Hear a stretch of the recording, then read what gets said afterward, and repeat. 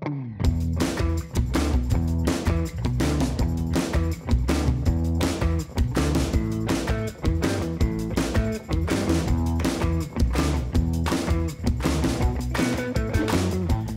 алаяқтар көбейіп кетті. Тіпті криптовалюта, бағалы қағаздар, инвестицияға да кіріп кеткен. Криптопирамида дегеніміз не? Сол туралы айтып кетсеңіз. Алаяқтар қолданатын психологиялық қысым көрсетудің белгілі қалай болып атап көрсетуге болады.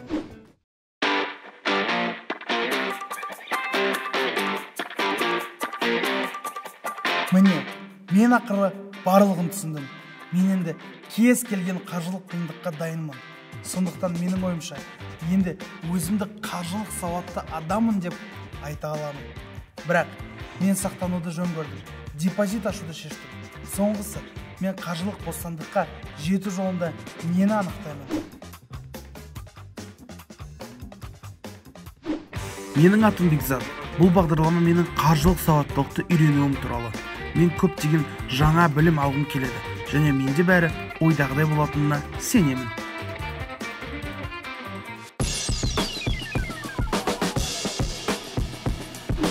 Қазіргі кезде ақшаны жинау, ақшаны сақтау, оны еселендірудің жолдары өте көп. Оның енді бір жолы, жаңа өзіңіз айтып өткендей, қаржылық пирамида жолы.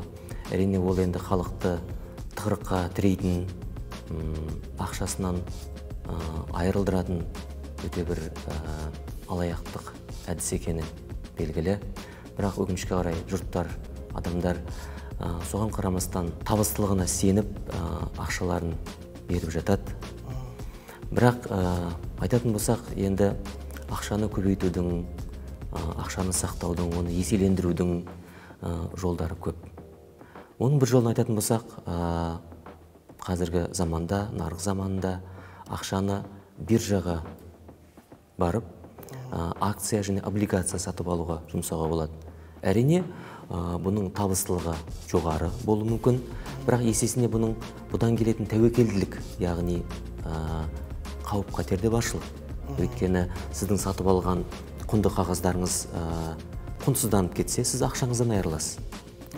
Сондықтан бұл үлкен қаржылық сауаттылық талап етеді.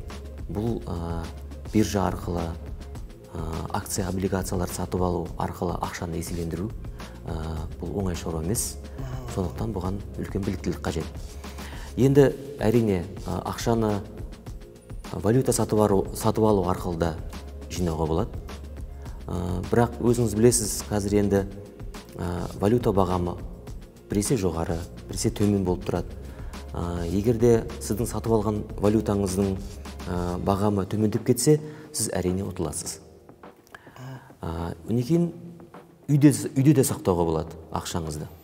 Бұдан сіз өте бір қолжетімді дүние, бірақ бұдан сіз сөзсіз ұтыласыз. Өйткені үйіңізде жатқан ақша ол инфляцияның әсерінен құнсызданып кетеді. Қорыта келе айтатын болсам, қазіргі заманда қарапайым халық үшін ең қолжетімді, ең қарапайым әдіс ол әрине банк салымы, депозиттер. 1999 жылы құрылған елімізде Қазақстанның депозиттері кепілдік беру қоры.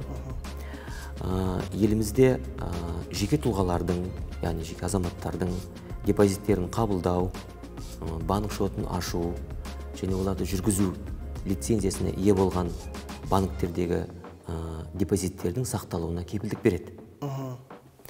Банк депозиттерінің ең басты артықшылықтарының бірі осы. Салымшы ақшалай салымды банкке жеке шарт негізінде белгіленген немесе белгіленбеген мерзімге орналастырады. Банк ақшаны сақтайды және бұрын келісілген график бойынша қалдық сомасын пайызбен салымшыға сыйақы төлейді. Депозит жинақты сақтауға ғана емес, сол сияқты алда тұрған міндеттерге байланысты меншікті қаржы стратегиясымен қалыптастыруға көмектеседі. Депозиттің қандай түрлері бар? Қандай түрлер депозиттік шарттың мерзімі ішінде ақшаға иелік етуге, депозиттен ақшаны ішінара немесе толық алуға мүмкіндік береді? Баяндау қажет пе? Қазіргі кезде біздің отандық банктерде ашылатын депозиттерді 3 топқа бөлуге болады. Олар 3 топқа жіктелген. Мерзімсіз депозиттер, яғни салымдар, мерзімді салымдар және жинақ салымдар деп 3 топқа бөлінген. Енді олардың жаңағы ерекшеліктері, олардың пайыздары туралы сізге айтар болсам, бұл салымдардың ішінде ең қарапайымы, ең қолжетімдісі ол мерзімсіз салымдар. Мерзімсіз салымдар. Сонда ол қолжетімді дегеніміз, әр адам ол мерзімсіз депозитті өзінің атына аша алады, дұрыс па? Дұрыс түсініп отырмын, иә? Әрине. Оны қандай ақшадан бастап салуға болады? Оны қазіргі кезде өте дұрыс сұрақ. Енді әр банкте әрқалай бұл мерзімсіз салымды ашудың жолдары өте оңай. Кейбір банктерде 1000 теңге, 1000 теңгеден басталуы мүмкін кейбір банктерде. Азайтылмайтын қалдық болып саналады. Яғни кейін ақшаңызды алатын кезде 1000 теңгеден төмен ақша ала алмайсыз. Яғни азайтылмайтын қалдық сол күйі қалу керек. Енді бұл мерзімсіз салымды сіз қалаған уақытыңызда ашып, және ақша қажет болған жағдайда сол шоттан қалаған уақытыңызда ақша алуыңызға болады. Шот жабылмайды. Біздің Қазақстанда қазір депозиттерге міндетті кепілдік беру жүйесі жұмыс істейді. Осы жүйеге 23 екінші деңгейдегі, біздің басынан бастап айтатын болсам, қазіргі кезде Қазақстанның депозиттерге кепілдік беру жүйесіне 21 банк қатысады. Осы 21 банкте жаңағыдай айтып өткеніміздей мерзімсіз салымдар ашылады. Жалпы 23 банк бар Қазақстанда. Олардың ішінде 2 банк, Аль-Хилаль және Заман банк, Ислам банктері бұл жүйеге кірмейді. Қазақстанда банктік салымдардың 3 түрі бар. Бұл мерзімді, мерзімсіз және жинақ депозиттері. Мерзімді депозит дегеніміз 1 айдан 1 жылға дейін немесе бірнеше жылға арналған салым. Салымшы мерзім аяқталғаннан кейін депозитті ақшаны ала алады, немесе депозитті мерзімін келесі кезеңге ұзарта алады. Салымшының ағымдағы қаржылық қажеттілігіне қызмет көрсетуге мүмкіндік беретін мерзімсіз депозит. Ақша салымшының бірінші талап етуі бойынша немесе ішінара қайтарылуға жатады. Салымшының кез келген уақытта өзіне тиесілі сыйақыны салым сомасынан бөлек алуға құқығы бар. Жинақ банктік салым 1 айдан 1 жылға дейін немесе бірнеше жылға арналған. Банктер ең жоғары сыйақыны осы жинақ салымдары бойынша ұсынады. Салымшылар теңгемен депозиттер бойынша 13,5% дейін ала алады. Ал депозиттердің ағымдағы және карточкалық шоттардың сақталуына кепілдік қандай болады?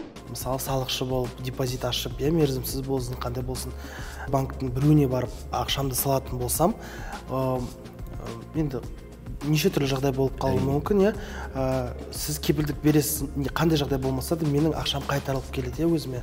Дұрыс қой, Ал мен өз еркіммен барып Ислам банктен біреуіне салсам, онда ешкім маған кепілдік бермейді. Әрине, ол енді өзіңіздің жауапкершілігіңізде. Егер Ислам банкі қандай да бір қаржылық жағдайға байланысты төлемге қабілетсіз болып қалса, ақшаңызды қайтара алмайтын болса, әрине біз бұған жауап бере алмаймыз. Бұл енді өзіңіздің жауапкершілігіңізде.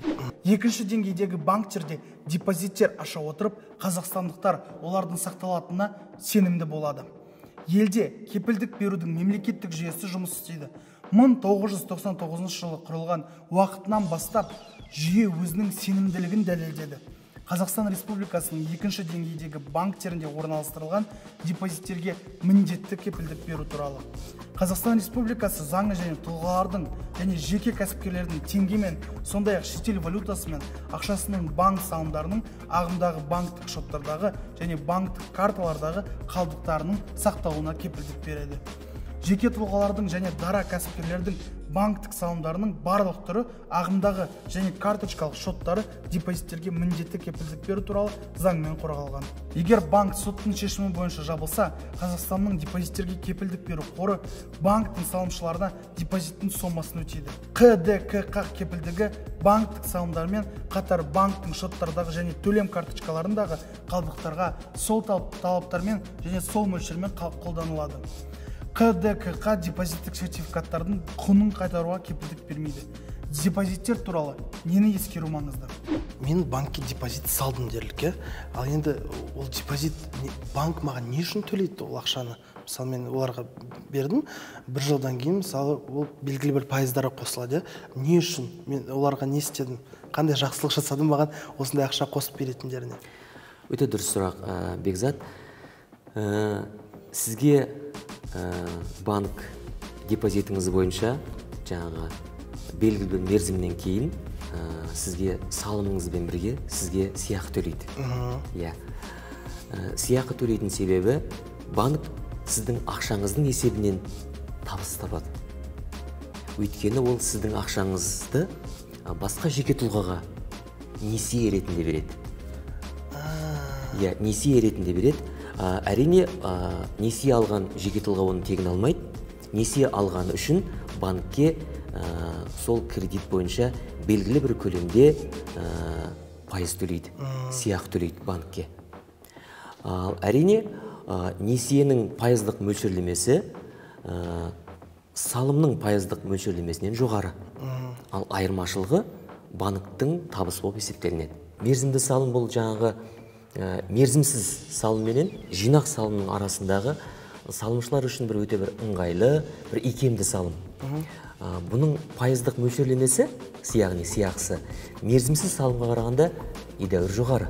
Яғни салымшылар үшін тиімді. Одан кейін бірақ негізі қарапайым халыққа ең жақын дұрысы мерзімсіз салым болып табылады. Әрине. Аса жоғары кірістілік жинақ салымы бойынша ал ақшаны неғұрлым еркін жұмсау мерзімсіз салым бойынша көзделген.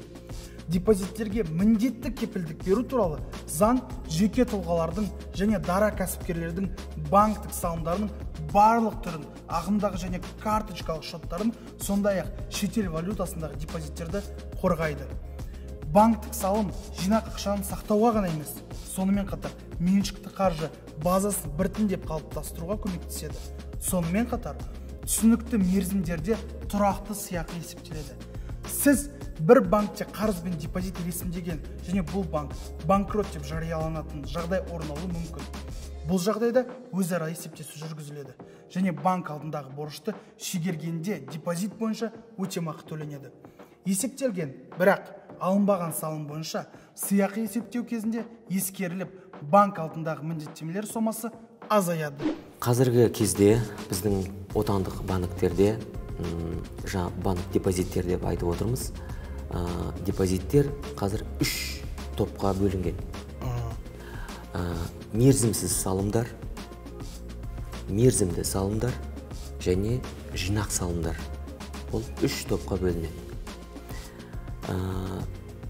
Әрбір салымшылар өздерінің ақшасының көлеміне және қандай мақсатқа жинайтындығына байланысты әрбір салымды таңдауына болады.